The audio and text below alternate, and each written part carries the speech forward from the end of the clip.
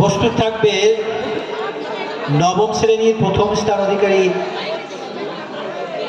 শ্রীতম সরকার, দ্বিতীয় স্থান অধিকারী রিক সরকার, তৃতীয় স্থান অধিকারী বিরাট মণ্ডল। তোমাদের বলা হচ্ছে তোমরা মঞ্চে চলে আসবে। নবম শ্রেণীর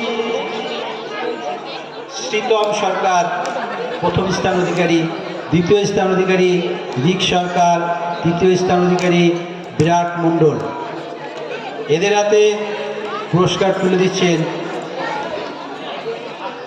বিদ্যালয়ের মাননীয় শিক্ষক বিপ্লব সরকার মহাশয়।